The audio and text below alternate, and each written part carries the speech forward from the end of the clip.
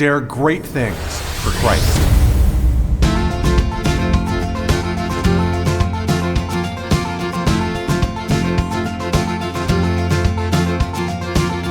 Christ calls us to dare great things. In the marketplace, as well as in the mission field, there has never been a time like the present for the spirit of the Catholic entrepreneur. Now is the time for men and women of great courage and great vision to engage our church and our culture. Now is the time to dare great things. And here is your host as we dare great things, Father Nathan Cromley, the president and founder of the St. John Institute. Pope St. Gregory the Great has an enigmatic phrase at the beginning of chapter 3 of his second book of his monumental work, The Rule of Shepherds. He says, a leader must be first in all of his actions. Simply put, this means that a leader's actions must be excellent, magnanimous, kingly. There's an invitation and an expectation that those who lead live at a higher level of excellence. But how does this call translate for a Christian today? Hi, everybody, and welcome back. I'm glad that you've taken this time to deepen your understanding of leadership, because we who are in Christ have a light and a grace given to us by God to assume the responsibilities of leadership with a depth and an intensity that's different from our compatriots in the world. We are not like those in society who lead out of a worldly perspective. And it's not that that's bad. There's nothing necessarily wrong with a worldly perspective, but at the same time, it's extremely limited. It's limited to the material, it's limited to the temporal, whereas we who live in Christ and lead from Christ, we're called to take the same principles of leadership and in the same spheres of a worldly understanding of leadership, and we're called to expound upon it and expand it by pointing it towards what is eternal, what is of God, what is infinite in its depth and in its reality. And this is a real wonderful place of evangelization. I think a lot of times people look and they think about spreading the gospel, spreading Jesus, as something that missionaries do in far off lands. And they kind of relegate evangelization as something that doesn't pertain to their particular state in life. And so we end up with many very successful Catholics who enjoy a position of esteem and society in our world and in our culture in America today, and yet who don't necessarily think about proclaiming the gospel. It's almost like we think that success and being accepted and evangelization are at odds with each other. And I can understand that, but let me challenge you. What would the world look like if our successful people, our business leaders, our heads of departments, our directors of various enterprises were actually devout in their Catholicism, not just at home, but in the workplace? And what if they looked at what they do every single day in the workplace as something that they could use to benefit the church and their faith life with? What if they could integrate faith and business? What would the world look like if our most successful worldly people actually talked about God and cast a vision where religion was not an obstacle to their success, but actually the cause of their success? And as if their success and even their wealth wasn't somehow condemned by God or in opposition to the humility that is the hallmark of the saints, but is actually pointed towards it, as if the hallmark humility of the saints was the end goal of everything that they were doing and all of the success that they were obtaining as they strived and endeavored to do great things. I want to flip the narrative on its head, in other words, and kind of allow ourselves to banish this thinking that says there's the world's way, which means success, and the gospel way, which means disdain for success. I want to flip that on its head because I'm enamored with the perspective of the power of the witness that could come from people who are successful in this world and who breathe into this world this powerful message. Hey, world, you were made for more. It's not that you're bad. It's not that you're worthy of condemnation. It's that actually you're worthy of invitation. I want to invite you, all my fellow citizens of the secular world, to take the greatness that you find in the secular world and lift it up to its completion in God. All that is good, all that is beautiful, all that is excellent, all that is successful here below is a foretaste of the great things to come, and is therefore an invitation of all those who enjoy them here below to lift their hearts up with a greater thirst for the infinite consummation of all of that goodness in the constant and eternal joys that are in God. God, in other words, does not take our greatness away from us. God guarantees it. Jesus does not suffocate humanity.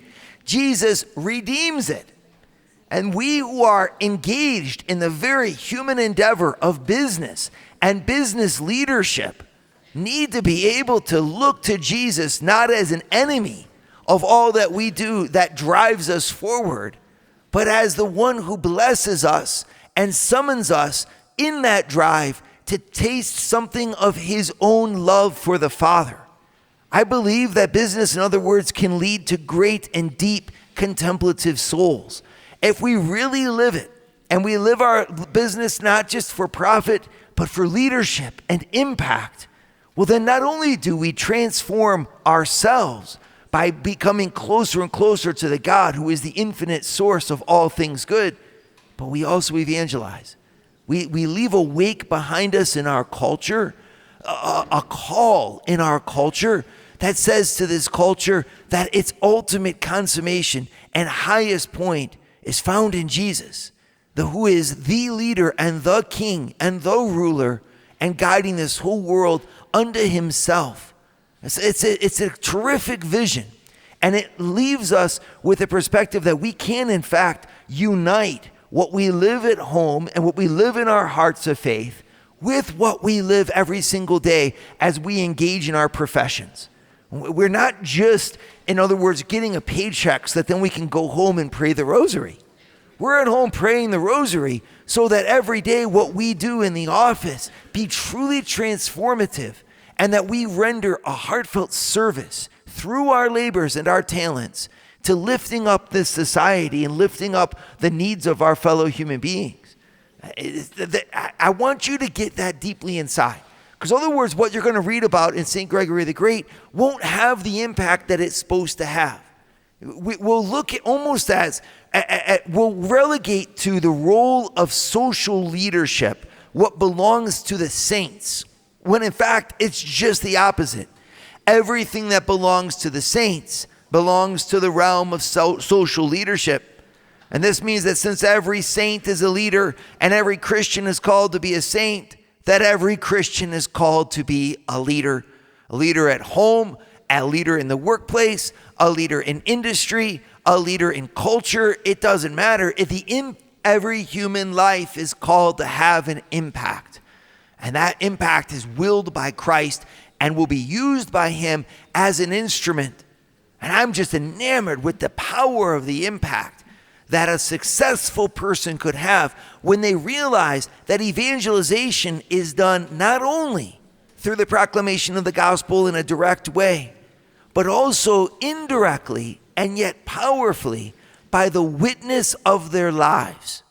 This is where St. Gregory the Great comes in powerfully here in chapter 3. And he says, you who live in great positions and have social status, and you who live with prowess and education and an understanding of excellence on the outside, I'm now summoning you to couple that with true excellence of action on the inside. To be, in other words, men and women who thirst after the greatness of character, like a man in a desert lost for years would thirst after streams of running water. This is Father Nathan. I know that many of you listening are looking for a better place to be. You're not happy necessarily with what's going on in the world. You're not happy with where your life is going, and you wonder if there's any way to go forward. That's why we started the St. John Leadership Institute in Denver, Colorado. The idea is simple. Move to Denver, live with the community of your peers, earn a master's degree in any subject from any university, and become a saint while doing it. Check us out at stjohnleadershipinstitute.org. So we're endeavoring to find this greatness of soul that Pope St. Gregory the Great talks about in his book on the rule of shepherds. And we're in chapter 3 here now of the second book. And what an amazing chapter this is. The title of it is wonderful, that the ruler should be first in deeds. Right? Now, that word first in Latin is rendered as praecipius, and it has the connotation of exemplary or illustrious in the eyes of others. So he's summoning us here to a challenge to say that you cannot lead just by having an office on the outside, but your actions themselves need to be excellent.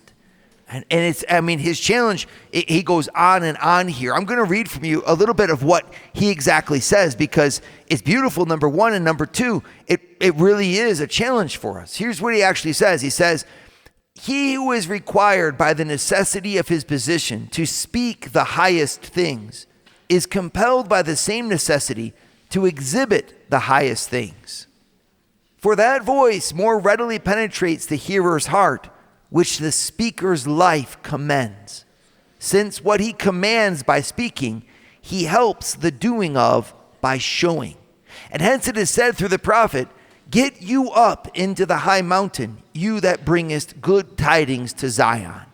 So right away, Pope St. Gregory the Great is making an allusion here to the fact that we have a call to give an example by our life.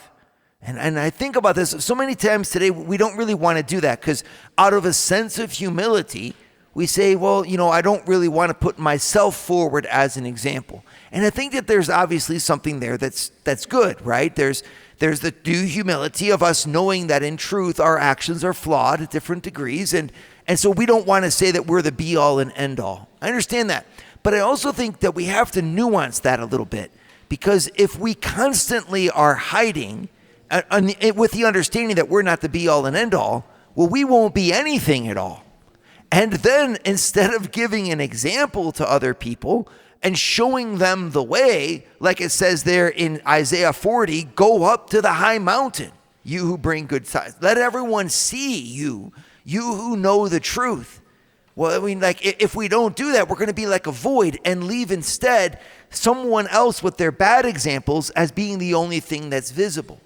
So I understand, and I agree, we absolutely cannot make of ourselves the be-all and end-all of life.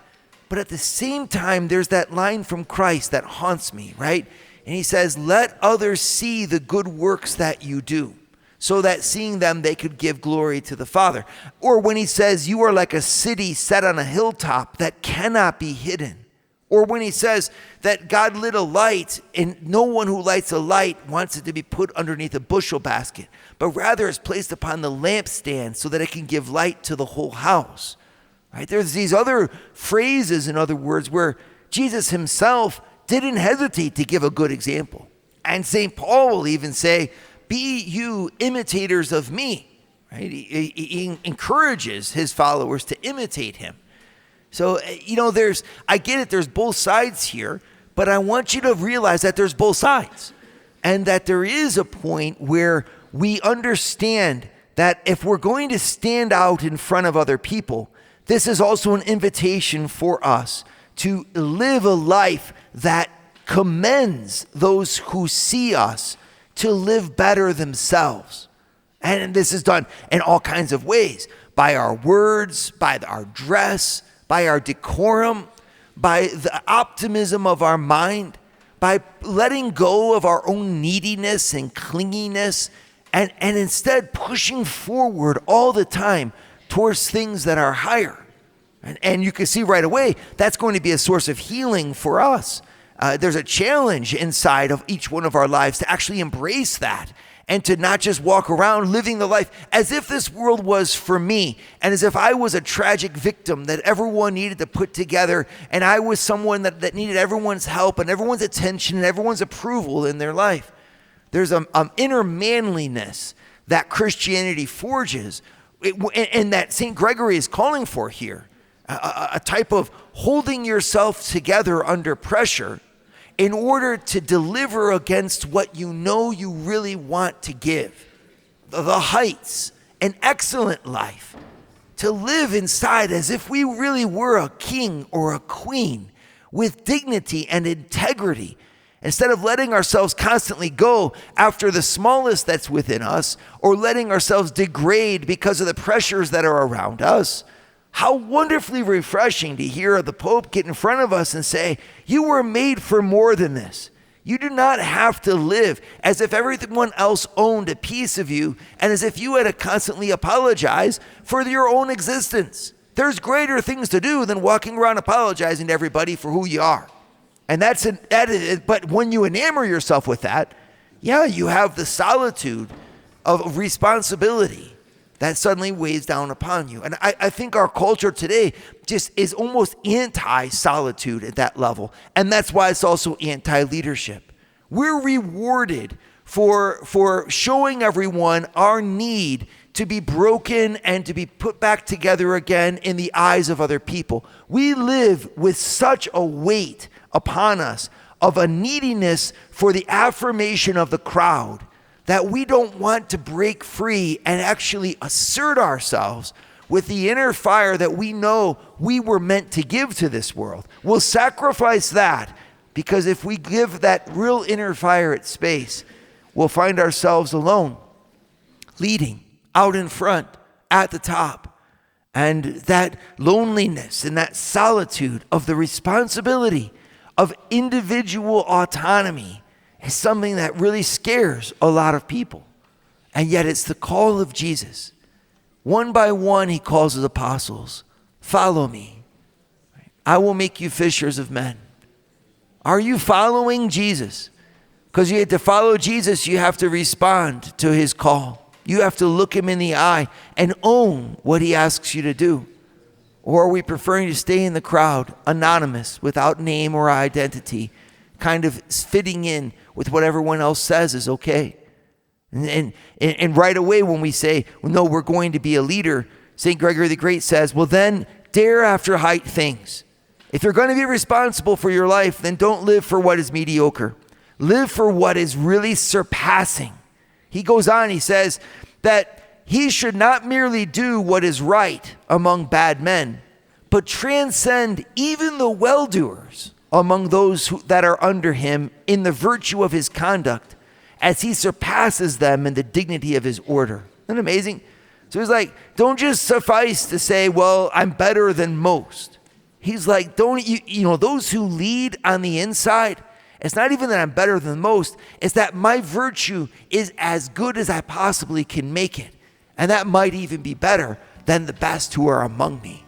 This is what it means to lead. What a vision. What hope for us.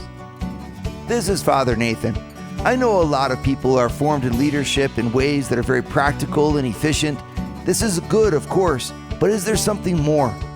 Coming to the St. John Leadership Institute in Denver, Colorado, young adults are able to learn not only how to lead effectively, but how to lead in the Spirit, anchoring a master's degree and specific business skills in prayer and spirituality. Find out more at stjohnleadershipinstitute.org.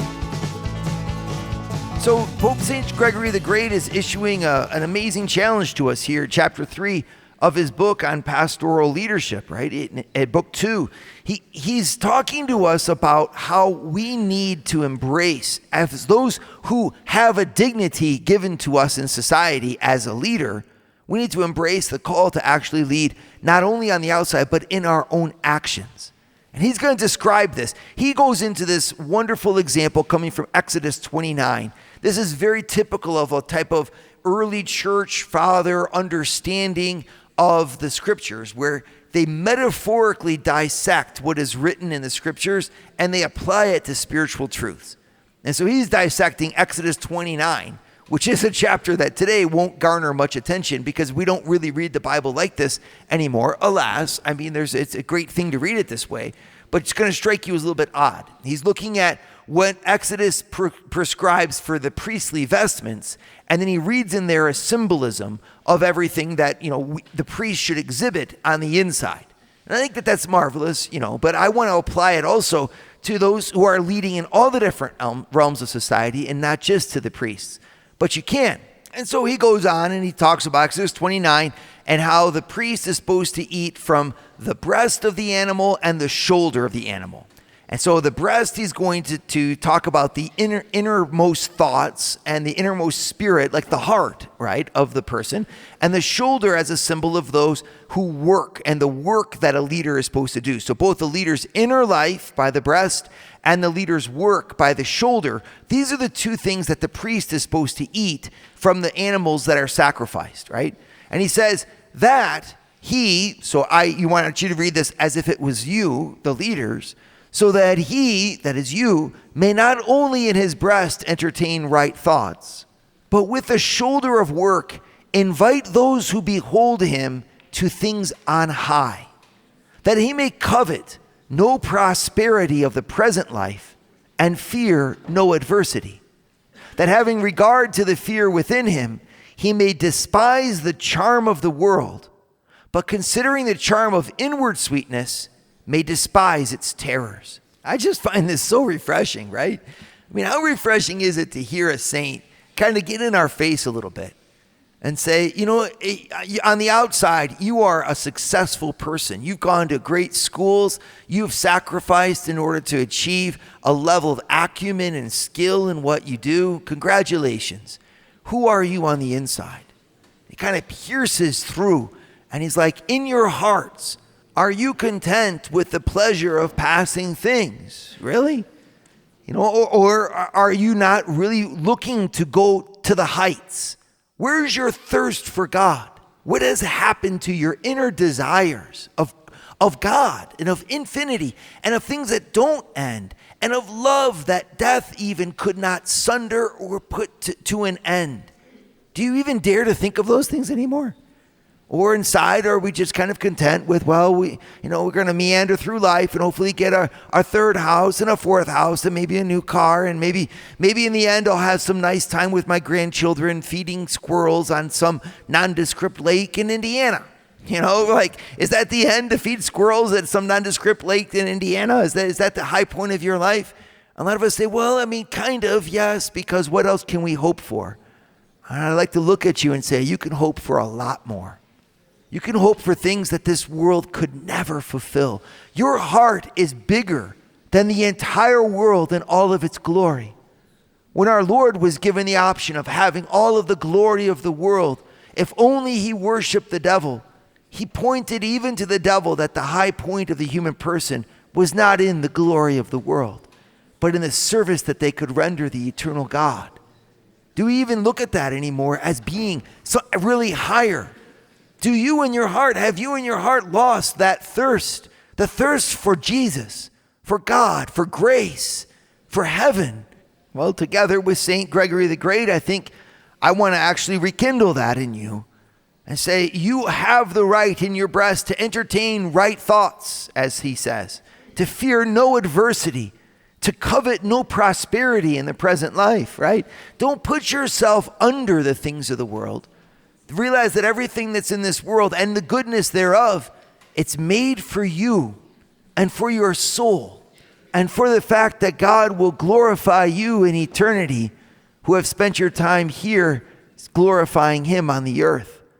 This is an awesome invitation, And he goes on, he says, as to the work of the leader, he says, him let neither prosperity elate nor adversity perturb. Let neither smooth things coax him to the surrender of his will, nor rough things press him down to despair. So that while he humbles the bent of his mind to no passions, he may show with how great beauty of the ephod he is covered on each shoulder. In other words, he doesn't hesitate to say that, hey, look, you're invited into a type of labor and an energy that knows no decline and is not easily worn out. How wonderful. Again, you think to yourself, is this the Pope actually talking about living life vigorously? And I would say, yes, this is exactly what it is. We need to hear this again, because so much of our mind is cluttered with a voice that says that this world isn't worth fighting for. And that somehow or other, the Christian is not called to engage in a conquest We're instead given a spirit today from all kinds of different sources that's not that of the Bible or that of our tradition, that simply says that we should be content with lesser things, live in a selfish way, and when adversity is met, surrender the quicker the better. I just find this completely anti and against our tradition and against what the Word of God incites us to do. Instead, we're called to take the gospel to the ends of the earth, my friends. Not just in terms of geography, but to the ends of culture, to the ends of the human experience. And to do that, we need incredibly audacious spirits and grit and inner mettle that have been unmatched by history, because our culture has never been more aggressive than it is now. We need, in other words, to rise up with a spirit of conquest. And this is what he's saying. If you're going to be a leader, in other words, and you're going to claim Christianity as your heart, then you need to demonstrate it by laboring without letting prosperity elate you or adversity perturb you, and to accept the invitation to live in virtue and abolish vice from your hearts. He says, the leader's heart, while hoping for the high things which he preaches, should repress in itself even suggestions of vice, as it were in virtue of a royal power, rebuke them, in that he has regard ever to the nobility of inward regeneration, and by his manners guards his right to the robe of the heavenly kingdom. My friends, this is for you. Guard the right, your right to the robe of the heavenly kingdom. Don't disdain for anything on earth the greatness of the life that is found in Jesus. Instead, embrace it. Embrace it in your leadership. Embrace it in your position of power. Embrace it with everything that you have. You weren't called to little things.